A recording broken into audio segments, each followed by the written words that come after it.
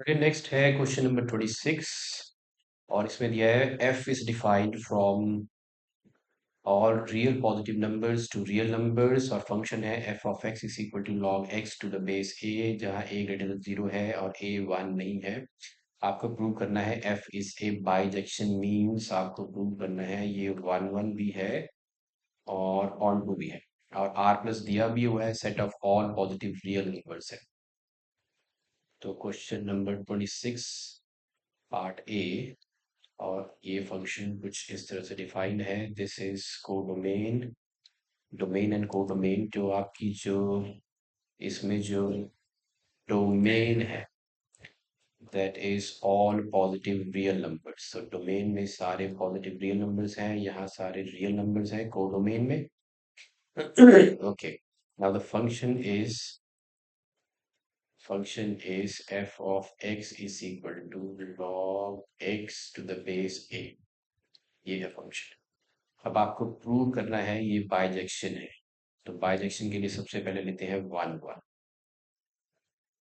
1 1 में हमने ले लिया लेट x1 और x2 दोनों बिलोंग करते हैं r प्लस को, दोनों रियल पॉजिटिव नंबर्स हैं।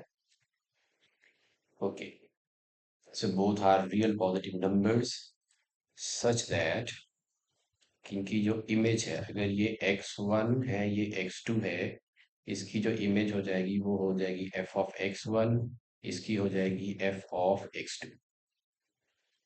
और हम ये प्रूव कर देंगे, हम ये सपोज करेंगे ये दोनों एक ही हैं, और इन दोनों के एक होने से ये दो भी डिफरेंट एलिमेंट्स नहीं है, मतलब ये दोनों भी एक ही हैं, तो ये बन जाएगा 1 1। तो सच दैट मैंने लिखा कि दोनों की इमेजेस जो है इक्वल है। सो दोनों की इमेजेस इक्वल हैं, तो x1 और x2 भी अलग अलग नहीं है, वो भी एक ही एलिमेंट था, तो ये बन जाएगा 1 1। सो f ऑफ x1 आ जाएगा log x1 to the base a, ये हो जाएगा log x2 to the base a, ये बन गया x1 is equal to x2। तो f हो गया 1 1। तो 1 1 ये है। अब चेक करते हैं ऑन टू के लिए।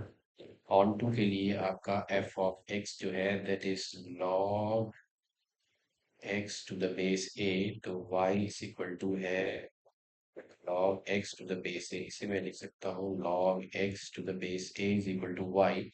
तो हमें पता है अगर log x नेचुरल log है, तो अगर यहाँ y है तो इसको मैं लिख सकता हूँ x is equal to e raise power y, ये हो जाएगा x is equal to a raise power y। Okay, तो x जो है that is a raise power y। So x is a raised power y, that means therefore आप लिख सकते हो for every array y that belongs to the real number there exists x in the domain such that f of x is equal to log x to the base a। इसका मतलब है कि आपकी जो रेंज है that is equal to codomain. So range is equal to codomain. That means f is onto. So f is 1 1 and onto. F function is 1 1 and onto. So function has 1 1 and onto. Therefore, function is a bijective function, or it is a case of bijection. Okay, अब चलते हैं इसके और part पे। सो और part से for the और part इसमें दिया है let a is equal to 1 2 3 and b है 4 5 6। Relation r is defined from a to b। So there is a set a with elements 1 2 3 b with 4 5 6 ab, and हमें relation defined है x plus y is equal to 6। so x plus y is equal to 6 means that y is equal to 6 minus x।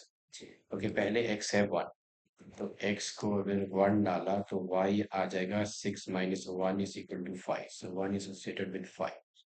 Now x को अगर 2 डाला तो y आ जाएगा 6 minus 2 is equal to 4, so this is 4। अगर y को हम 3 डालते हैं तो y आ जाएगा 6 माइनस 3 इज इक्वल टू 3, जो कि यहाँ नहीं है तो 3 रह गया। ओके, अब right all the elements of relationship के सारे एलिमेंट्स लिखने हैं, तो वो है ऑर्डर्ड पेयर्स। एक ऑर्डर पेयर है 1 के साथ 5, दूसरा ऑर्डर पेयर है 2 के साथ 4। Okay, is R a function, तो ये था फर्स्ट पार्ट। अब आर फंक्शन नहीं है क्योंकि यहाँ पे 3 की कोई इमेज नहीं है, so you will write that R is not a function.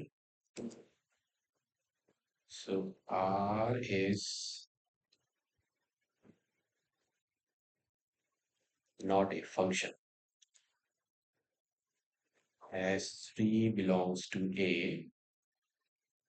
जो A में तो है लेकिन उसकी कोई इमेज नहीं है कोडोमेन में, does not have an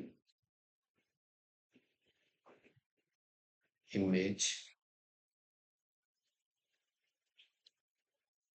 in codomain B। Okay, अब हमें लिखनी है डोमेन। अगला इसका जो पार्ट है आपको फाइंड आउट करना था डोमेन। तो डोमेन ऑफ आर इज, जो डोमेन है वो सेट ए है। Okay, so domain of R वो है, अच्छा आर की डोमेन जो है वो है ऑर्डर्ड पेयर्स के फर्स्ट एलिमेंट्स का सेट, तो है 1 2, तो ये है 1। नेक्स्ट आपसे पूछा है range of R. Range of R जो है वो ऑर्डर्ड पेयर्स के सेकंड एलिमेंट्स का सेट, जो कि है 4 5। So this is the domain of R, this is the range of R, that is the domain of are.